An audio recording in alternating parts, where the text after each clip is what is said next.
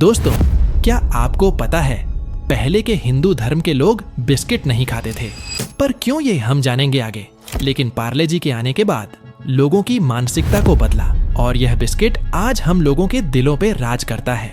तो दोस्तों, सुबह की चाय से लेकर ऑफिस की गॉसिप तक हर कदम पर हमारा साथ देने वाले इस बिस्कुट ब्रांड को कैसे एक गरीब टेलर ने बनाया, आज के इस वीडियो में हम सब कुछ जानेंगे डिटेल में। और किस तरह इस ब्रांड ने करीब 255 सालों तक अपने बिस्कुट के पैकेट का रेट 1 रुपए भी नहीं बढ़ाया। लेट 19th सेंचुरी मार्केट में कुछ गिने चुने बड़े बड़े दुकानों में बिस्कुट से भरा हुआ एक खास किस्म का चकोर दिखने वाला एक टीन का डब्बा मिलता था, जिस पर बड़े बड़े शब्दों में लिखा होता था हंटली पाल्मर्स। इस डब्बे को दुकान से खरीदकर सीधे अंग्रेजों के महल में पहुंचा दिया जाता था, जिसे बड़े बड़े अंग्रेजी अफसर सुबह और शाम चाय के चुस्कियां के साथ एंजॉय किया करते थे।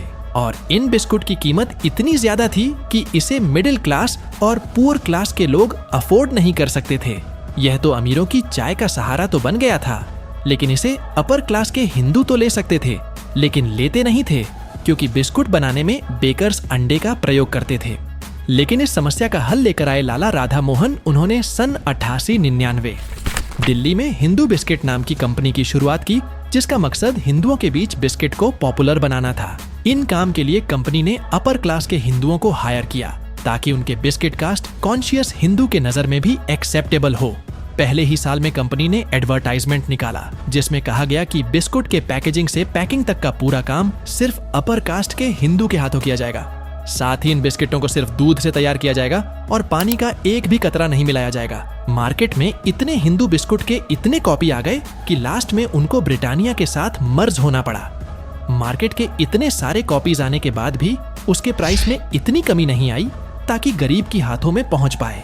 फिर आया 7 अगस्त 1905 का दिन, जब गांधी जी के नेतृत्व में स्वदेशी आंदोलन की नींव रखी गई थी और लोगों ने स्वदेशी चीजों का बायकॉट किया और अपने देश में बने हुए चीजों को अपनाना शुरू कर दिया। साथ ही इस मूवमेंट को सपोर्ट करने के लिए कई भारतीय लोगों ने लोकल बिजनेस भी शुरू किया, ताकि फॉरेन प्रोडक्ट की डिपेंडेंसी को कम किया जा सके। तब इसी बीच एंट्री लेते हैं मोहनलाल दयाल जी, जो गुजरात के रहने वाले टेलर थे। मोहनलाल दयाल जी स्वदेशी मूवमेंट से इतना प्रभावित हुए कि उन्होंने अपनी चॉकलेट की कंपनी खोलने की सोची, ताकि इन टॉफी का स्वाद उन बच्चों को भी दे पाए जो इस टॉफी को अमीर बच्चों के हाथ में देखकर ललच के रह जाया करते थे। लेकिन यहाँ बड़ा सवाल था, चॉकलेट को बनाए कैसे, क्योंकि उसे टाइम इंडिया में कोई भी ऐसा रिसोर्स अवेलेबल नहीं था जहां से चॉकलेट बनाना सीख सके। इसलिए मोहनलाल दयाल जी ने बड़ा डिसीजन लिया और चॉकलेट बनाना सीखने के लिए जर्मनी चले गए। वहां पर उन्होंने टॉफी बनाना सीखा और जब इंडिया आए तो साथ चॉकलेट बनाने वाली एक मशीन भी लेते आए और वहां के विले पार्ले इलाके में फैक्ट्री लिया और यहाँ अपनी मशीन फिट किया।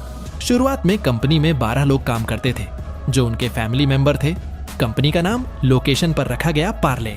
इसका पहला प्रोडक्ट ऑरेंज कैंडी था, जो कभी बहुत पॉपुलर हुआ था, लेकिन मार्केट में अफोर्डेबल बिस्किट न होने के कारण मोहनलाल ने इस गैप को फुल करने के लिए सोची और साल 1938 में बिस्कुट को मार्केट में उतारा और उसका नाम रखा गया पार्ले ग्लूकोस।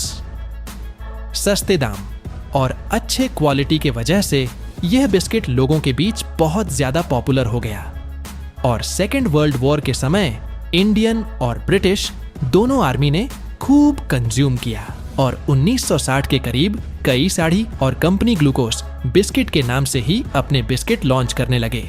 इससे कंज्यूमर के बीच कंफ्यूजन बढ़ने लगी कि ओरिजिनल ग्लूकोस बिस्किट कौन है और इसी टाइम पहले की सेल्स लगातार गिर रहे थे। और इसी प्रॉब्लम को देखकर कंपनी ने मूव लिया और नई पैकेजिंग तैयार की।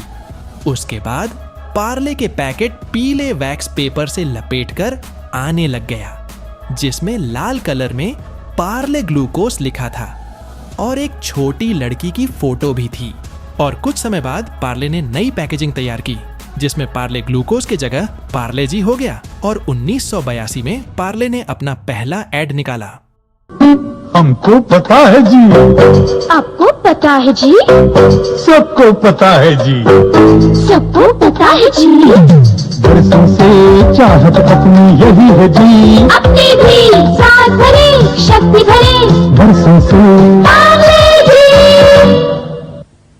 और आज के समय पार्ले का एक बहुत बड़ा पोर्टफोलियो है, जिसके अंदर बहुत सारे बिस्कुट और कैंडी आते हैं, और कुछ लोगों को लगता है बिस्लेरी, बेली, फ्रूटी और फिज भी पार्ले के ही अंदर आता है। क्या सच में ऐसा है? तो उसे जानने के लिए हम मोहनलाल के फैमिली को देखना होगा। मोहनलाल जी के 5 बेटे थे, जिसमें सबसे बड़े थे श्री जयंतीलाल मोहनलाल जी, जिन्होंने पारिवारिक बिजनेस से अलग होने का फैसला लिया और इन्होंने पार्ल एग्रो की स्टार्टिंग की, जिसके अंदर फ्रूटी बिस्लेरी, फिज और बाइली आती है। और आगे चलकर जयंतीलाल ने अपने 2 बेटों में बिजनेस स्प्लिट कर दिया। उसके बाद पार्ले एग्रो प्रकाश चौहान के अंदर फ्रूटी फिज और बाइली आती है और रमेश चौहान के अंदर बिस्लेरी।